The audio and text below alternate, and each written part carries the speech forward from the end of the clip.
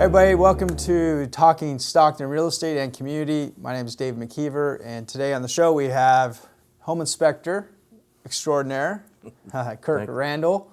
And we're here today to learn more about the home inspection, the process, and all that great stuff. So, Kirk, you're a home inspector here in, I guess, Joaquin County, everywhere, right? Yeah. Give a quick introduction of yourself, how long you've been doing home inspections, and all that good stuff. Okay.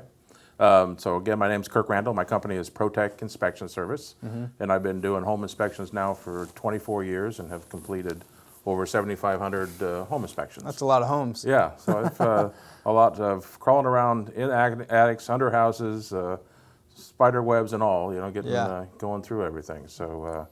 Well, part of the whole process of what I do as a home inspector is go through all the components of the house, including the heating system, plumbing, electrical, underneath the house, looking at the foundation, into the attic, looking insulation, all the plumbing fixtures, water heater, and just basically looking at the overall condition of the house so that the potential buyer has an idea of what it is they're purchasing. Certainly most houses have some items that need some repair. None of them are perfect, so it's just a matter of making sure that the buyer understands exactly what it is that they're purchasing.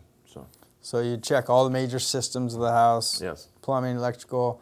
Is there anything that's excluded from a home inspection report? Is there things that you just don't do, or you should refer to other professionals? Well, the inspection based on the standards of practice for CREA, which is California Real Estate Inspection Association that I belong to, as well as ASHI, which is the American Society of Home Inspectors. You know, it's a non-invasive visual inspection. So we do have to open up electrical panels to look at wiring, but beyond that, we're not really opening everything up. We'll take the cover off of a furnace and just look at the components that are visible. But there's a lot of parts of furnace, air conditioning, electrical certainly in the wall, and plumbing systems that we can't things see, like that. and ducts, that we can't see. So certainly those things that can't be seen are excluded. And there's some other things, it's the low voltage systems, say the doorbells and water, or the sprinkler systems, something like that are excluded pretty much from the inspection. So. All right. So you've done a lot of inspections. That's one of the reasons why I've asked him to come. He's been through over 7,500 homes. What are some of the most common, not broken, or things that are installed or not installed that have found over the years here in San Joaquin County? Okay.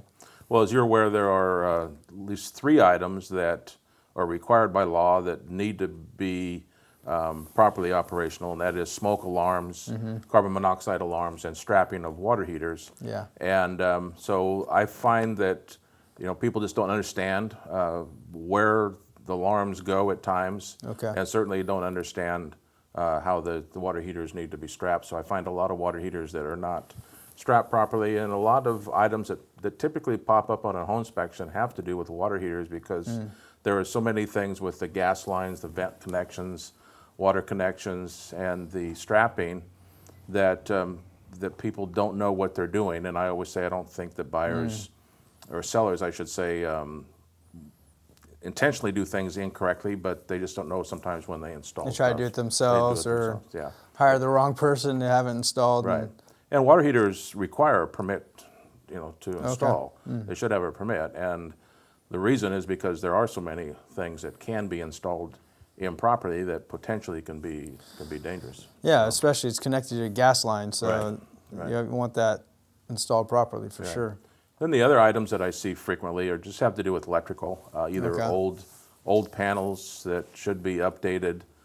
I just did one yesterday that, looking up in the attic, there was some rodents had been chewing on some wires. So there was some exposed wires in the attic that needed to be repaired. So those type of things, or receptacles that are improperly installed, those electrical items, and those are things that sellers, or buyers I should say, are really concerned with about, this electrical is something that's a bit scary to most people, and those things really need to be addressed. Yeah, for sure. One thing I really liked about Kurt's reports are they're easy to read, and He's pretty descriptive in photographs, and let me tell you, not all home inspection reports are created equal. I've had some over the years that are just really lack photos, so I'm not sure why there's such a discrepancy in different reports.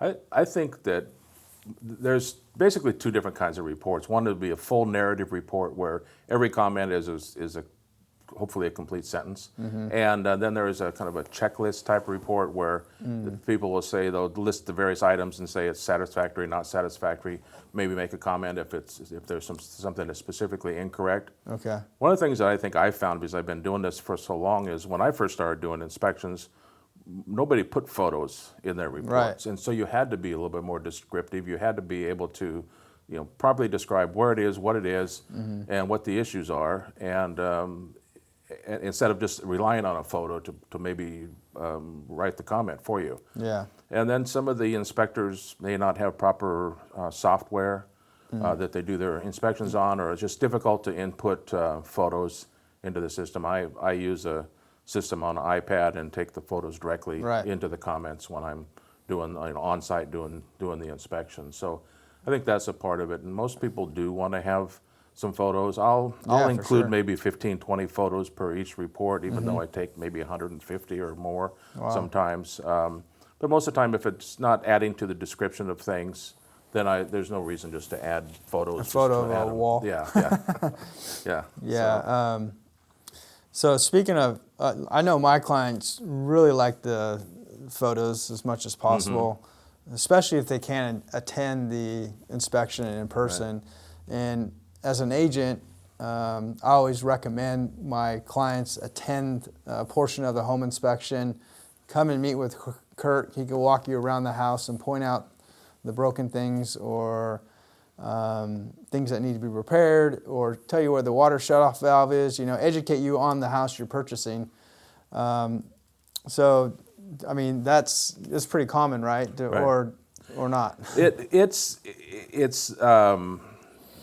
most of the time the buyers will attend the inspection, and I'd like to have it. I mean, if they can't be there the whole time, at least be there for part of the time. Yeah. Certainly part of the process and of the information they're getting adds a lot to it when they're actually at the inspection and can physically see what I'm talking about. Then when they get the report and see the photos, they'll know more about it. Yeah. Some people don't want to spend a couple hours there and just don't show up at all. And it's strictly up to them, obviously. Yeah. And but they lose part of it, of what it is. I think so. I will tend to get more phone calls, and even though I get very few, but the ones I do get questioning items on the inspection is typically when the people have not been at the inspection. Yeah.